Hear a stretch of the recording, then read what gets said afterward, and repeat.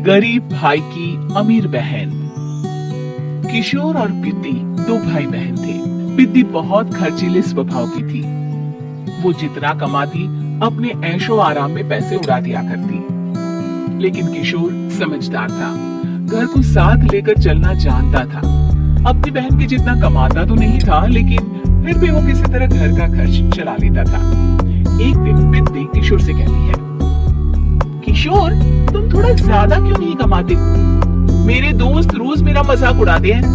अरे बहन, मैं कोशिश तो कर रहा हूँ। अच्छा सुनो, अगले महीने रक्षाबंधन है, मुझे सोने का हार चाहिए, इससे कम कुछ भी ना लूंगी। अरे दिला दूंगा बहन। किशोर को पूरी रात नींद नहीं आती। उसके दिमाग में बस ये चल रहा था कि उसकी माली हालत इतनी बिगड़ चुकी है, अब वो सोने का हार कहाँ से लाएगा। अगले दिन किशोर सुबह सुबह घर से ये बोलकर निकल गया कि पिद्दी, मैं गांव से बाहर जा रहा हूँ, कुछ दिन घर नहीं आऊंगा। किशोर ने अपने काम के साथ साथ फेरी में कपड़े बेचने भी शुरू कर दिए, जिससे वो ज्यादा से ज्यादा पैसे कमा सके। रात में वो एक बिल्डिंग की चौकीदारी भी करने लगा। अपने काम से थोड़ा बहुत समय निकालकर बस कुछ घंटे की नींद ले पाता था। और कब वो कुछ दिन एक महीने में बदल गए और रक्षाबंधन भी आ गया, पता ही नहीं चला। लेकिन किशोर अभी तक घर वापस नहीं लौटा। जहाँ वो काम करता था, पिद्दी के नाम का गुल्लक रखा हुआ था। किशोर ने उस गुल्लक को फोड़ा और सारे पैसे इकट्ठा करके एक सोने का हार खरीद लिया। घर में पिद्दी किशोर का इंतजार कर रही थी। तभी किशोर आता है। कहाँ चले गए थे? 4 दिन का कहा था और 1 महीने से पता नहीं कहाँ गायब हो गए थे। मैंने बस एक हार मांगा था और तुमने तो घर ही छोड़ दिया। अरे मुझे थोड़ा काम मिल गया था।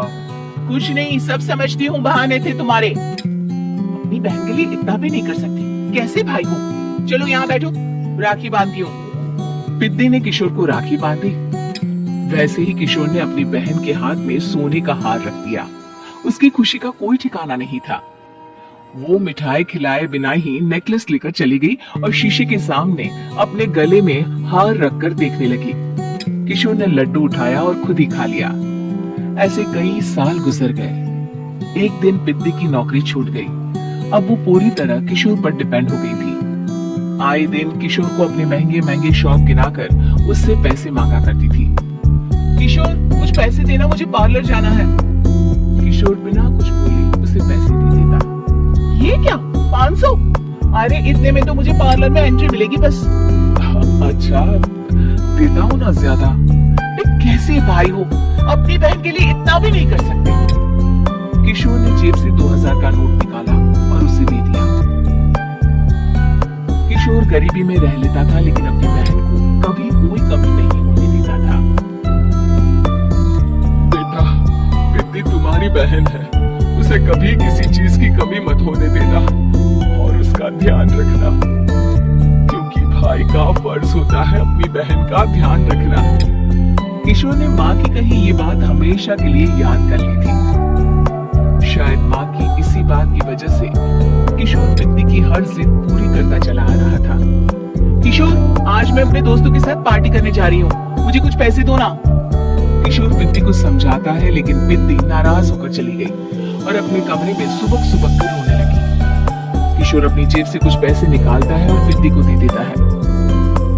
किशोर खुद कभी अच्छे कपड़े नहीं पहनता, लेकिन पिद्दी को राजकुमारी की तरह रखता।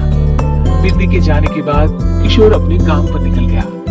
एक तरफ पिद्दी अपने दोस्तों के साथ मस्ती कर रही थी, तो वहीं दूसरी तरफ किशोर पैसे कमाने के लिए कड़ी मेहनत कर रहा था।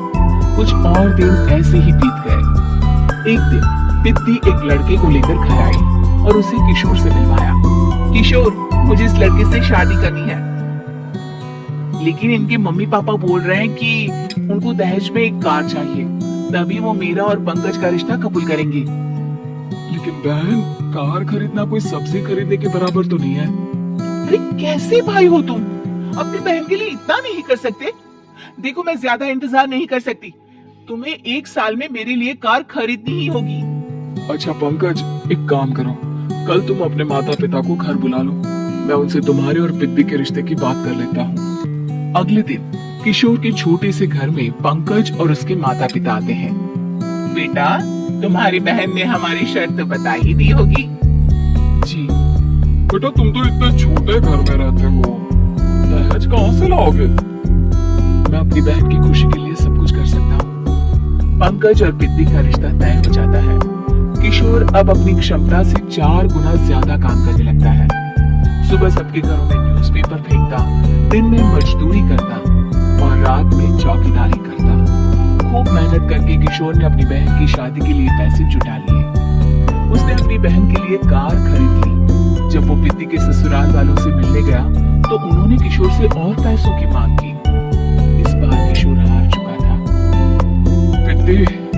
पिद्दी माफ करना, मैं तुम्हारी शादी उस लड़के से नहीं कर सकता।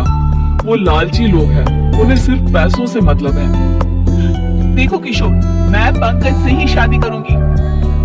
क्योंकि पिद्दी ने तो किशोर के बात न मानने की जैसे कसम खा रखी थी। किशोर ने पंकज को घर बुलाया। पंकज, तुम अपने माता पिता को समझाते क्यों नहीं हो?